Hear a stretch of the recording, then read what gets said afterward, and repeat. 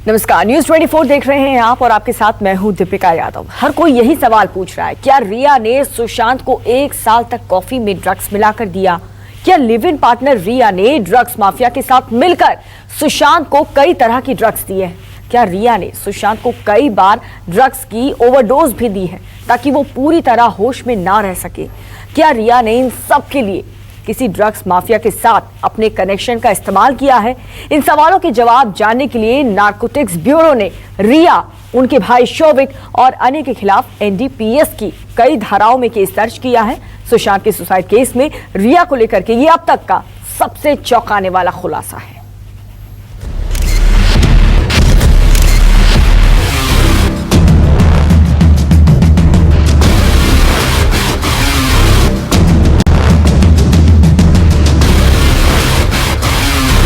News 24 ने आपको बताया सुशांत केस का ड्रग्स कनेक्शन। न्यूज 24 ने आपको बताया ड्रग्स माफिया से रिया का कनेक्शन। न्यूज 24 का सवाल, रिया ने सुशांत को प्रतिबंधित ड्रग्स दी।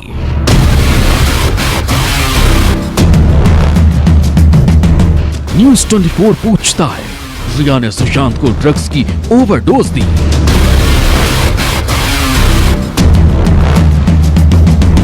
न्यूज 24 आपको दिखाएगा सुशांत सुसाइड में ड्रग्स का जाल।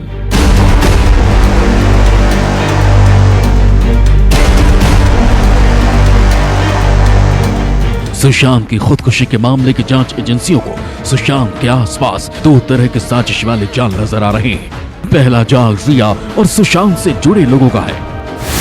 रिया चक्रवर्ती, सुशांत की गर्लफ्रेंड, सैमुअल मिरांडा, सुशांत का हाउस मैनेजर, जया साहा, रिया की टैलेंट मैनेजर, गौरव, संभावित ड्रग पेडलर। ये वो लोग हैं जो रिया और सुशांत से जुड़े हुए थे और इनके बीच ड्रग्स कनेक्शन को लेकर हैरान करने वाला सच सामने आया है। अब इस केस में ड्रग्स को लेकर दूसरा जाल समझिए।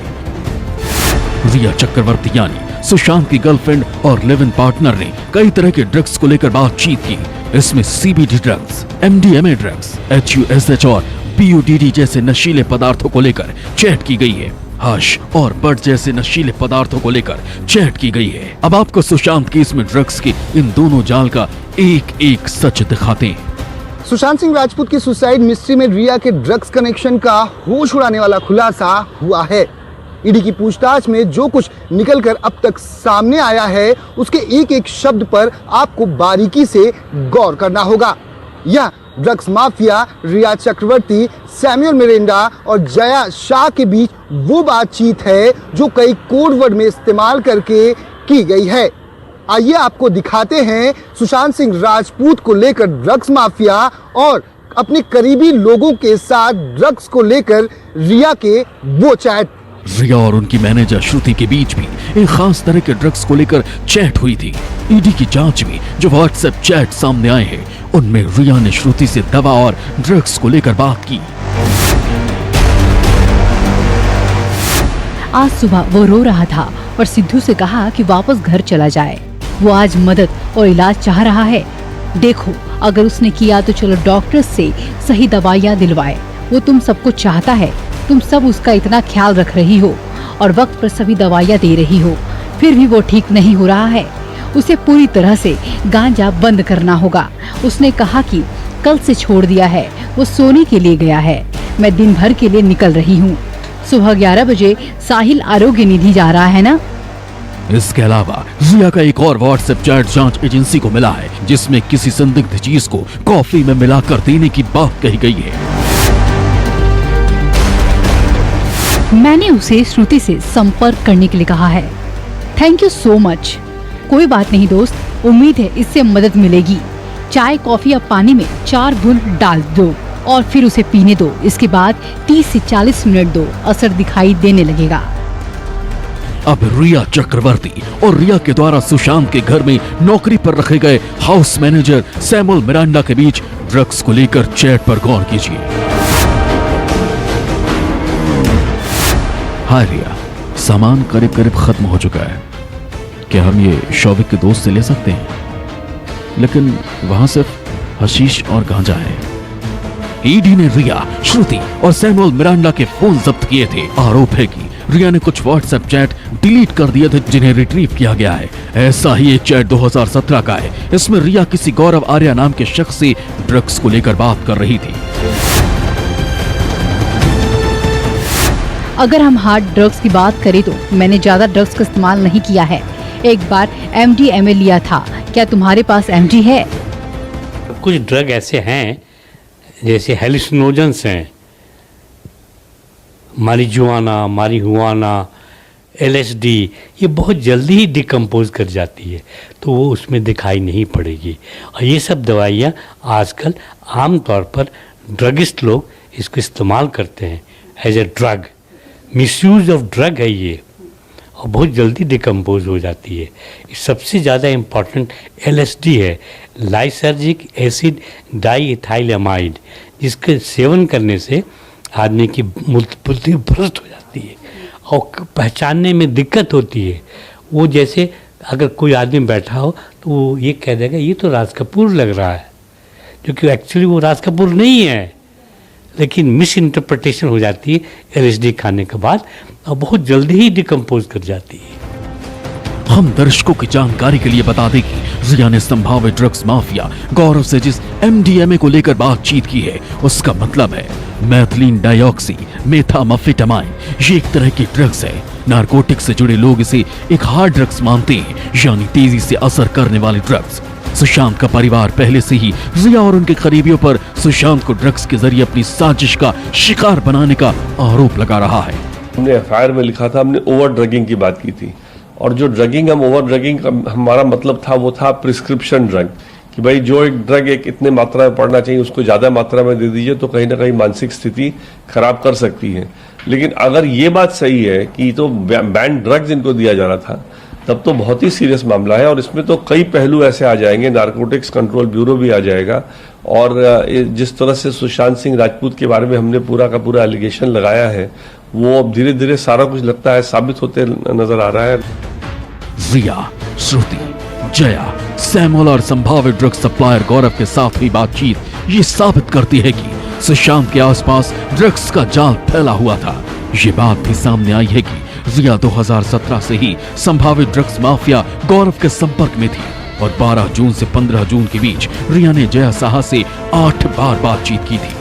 यानी सुशांत की मौत से 2 दिन पहले यानी 12 जून को रिया ने जया से 40 मिनट बात की, और 14 जून को 2 बार कॉल किया। इसके बाद 15 जून को यानी सुशांत की मौत के अगले दिन भी रिया ने जया से 5 बार फोन पर बात की। ये सारी बातचीत और ड्रग्स को लेकर रिया के व्हाट्सएप चैट का सच इस केस में कई और चौंकाने वाले खुलासे कर सकता है। दीपक दुबे, न्यूज़ 24, मुंबई। तो सुशांत केस में रिया के ड्रग्स कनेक्शन की बात ने नारकोटिक्स ब्यूरो और CBI समेत सबको हैरान कर दिया है। तो वहीं दूसरी तरफ एक ड्रग्स सप्लायर ने उससे भी बड़ा दावा किया है। न्यूज़ 24 पर एक शख्स ने खुद को मुंबई के उस इलाके का पूर्व ड्रग्स सप्लायर बताया जो बॉलीवुड से जुड़े कई लोगों की डिमांड पर आधी रात को भी ड्रग्स की सप्लाई करता था। देखिए न्यूज़ 24 पर यह सुपर एक्सक्लूसिव रिपोर्ट।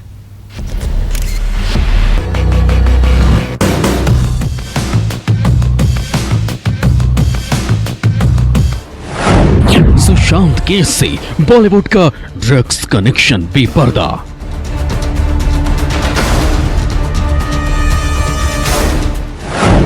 आधी रात को महंगी गाड़ियों में कौन ले जाता है ड्रग्स?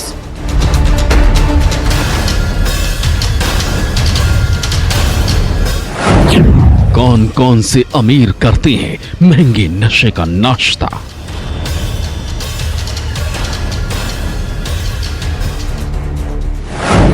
न्यूज़ 24 पर ड्रग्स माफिया बताएगा सितारों का सच।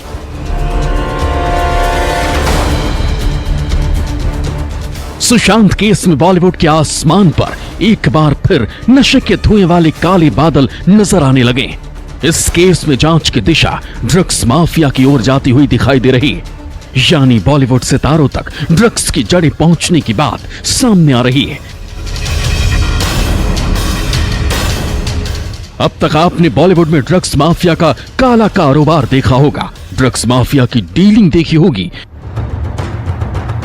लेकिन आज आपको न्यूज 24 पर ड्रग माफिया खुद बताएगा कि किस तरह मुंबई समेत बॉलीवुड से जुड़े लोगों के बीच ड्रग्स की सप्लाई होती है। इस शख्स ने अपना नाम तो नहीं बताया और अपना चेहरा भी छिपा रखा है, लेकिन इसका दावा है कि यह बॉलीवुड से जुड़े लोगों को ड्रग्स की सप्लाई करता था।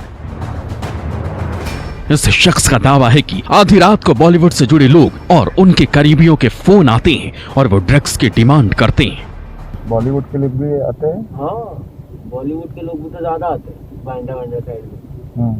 अब आपको ज्यादातर उधर बॉलीवुड के लोग ही मिलेंगे। इसके ड्राइवर ये वो सब लोग आएंगे, वो लोग आगे पैसा ऐसा देंगे, माल लेके चले जाएंगे। कैसे आप कैसे कांटेक्ट होता है?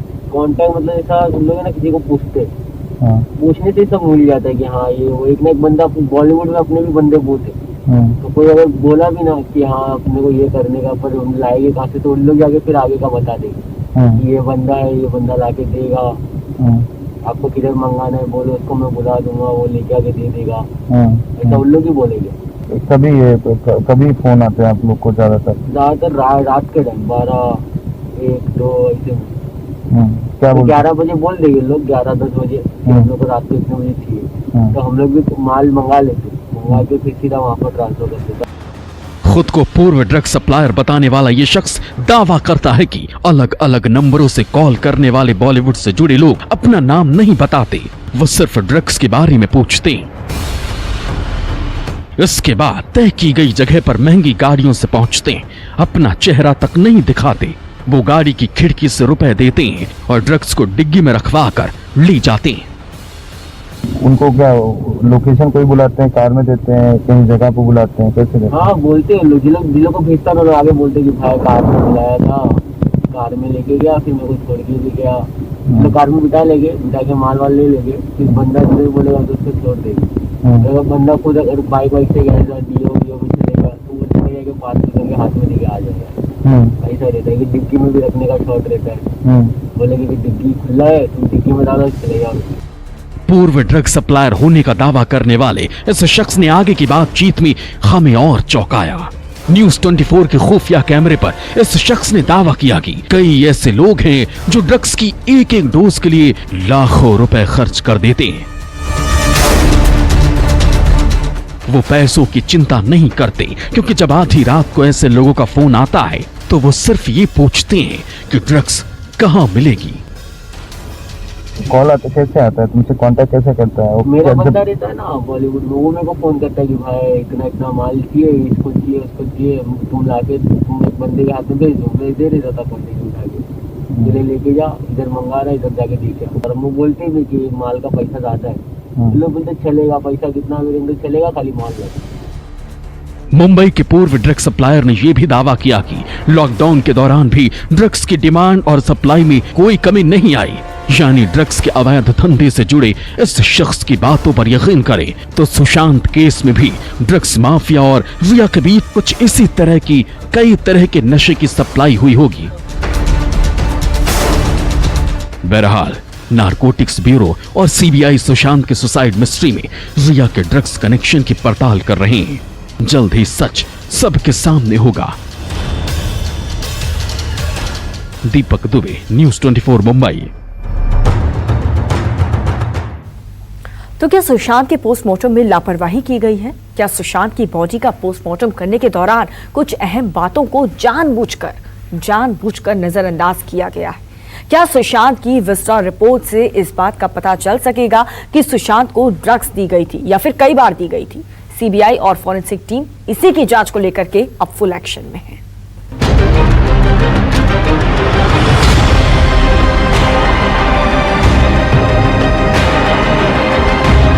सीबीआई सुशांत केस की जांच में फोरेंसिक सबूत जुटा रही है ताकि घटनाक्रम से पहले और बाद की सारी चीजें साफ हो सके। नीरज और सिद्धार्थ पिठानी से डीआरडीओ में पूछताछ हुई। सुशांत के बिल्डिंग के सिक्योरिटी गार्ड से पूछताछ हुई। कूपर हॉस्पिटल में एक बार फिर सीबीआई टीम पहुंची। सीबीआई पोस्टमार्टम से जुड़े कागजात जुटा रही है। रिया के ड्रग्स एंगल को लेकर भी छानबीन हो रही है। ईडी ने रिया, श्रुति, सैमुअल के चैट एनसीबी को दिए हैं। नारकोटिक्स ब्यूरो ने रिया के खिलाफ केस दर्ज किया है। एनडीपीएस के सेक्शन 20, 22, 27 और 29 में केस दर्ज। रिया, शौविक और अन्य के खिलाफ केस दर्ज। किसी भी इंसान के मौत का सच जानने में ऑटोप्सी यानी पोस्टमार्टम रिपोर्ट बहुत अहम होती है। मौत की असली वजह, मौत के सबूत और मरने का समय सब कुछ पोस्टमार्टम रिपोर्ट में आ जाता है। लेकिन सुशांत की सुसाइड मिस्ट्री में पोस्टमार्टम रिपोर्ट पर ही सवाल उठाए जा रहे हैं। सीधे तौर पर कहें तो सीबीआई अब पोस्टमार्टम रिपोर्ट का ही पोस्टमार्टम करवा रही है।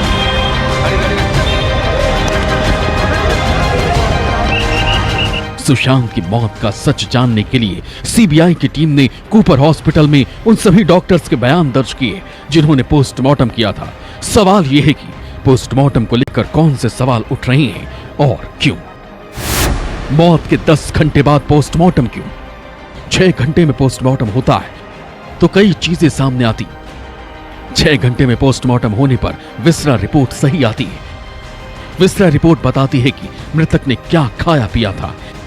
पोस्टमार्टम में देरी होने पर केमिकल शरीर में घुल जाते हैं। सुशांत की मौत के सही समय को लेकर भी सवाल हैं। ये बहुत सी खामियां हैं। जैसे टाइम ऑफ डेथ इसमें मेंशन नहीं किया गया है किस समय इनकी मृत्यु हुई।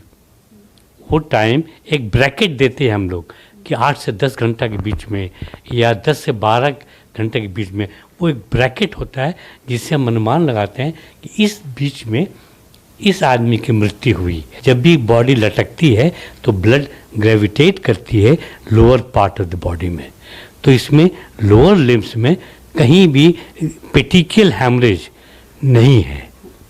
तो और पेट में खालीपन दिखलाया गया है, इसमें कोई फूड मैटर नहीं है। इससे प्रतीत होता है कि ये जल्दी भोजन नहीं किया हुआ है। सुशांत केस में रिया का ड्रग्स कनेक्शन और सुशांत को ड्रग्स दिए जाने की जांच के अलावा पोस्टमार्टम से जुड़े पुख्ता फॉरेंसिक सबूतों से ही इस घटना की जांच के नतीजे सामने आ पाएंगे। दीपक दुबे, न्यूज़ 24 मुंबई। नमस्कार, मैं हूं मानक गुप्ता। अगर आपको हमारा ये वीडियो पसंद आया हो तो इसे लाइक और शेयर जरूर करें और हाँ, हमें सब्सक्राइब और फॉलो करना ना भूलें ताकि आप देश और दुनिया की कोई खबर मिस ना करें। तो जुड़े रहिए हमारे साथ और देखते रहिए न्यूज़ 24।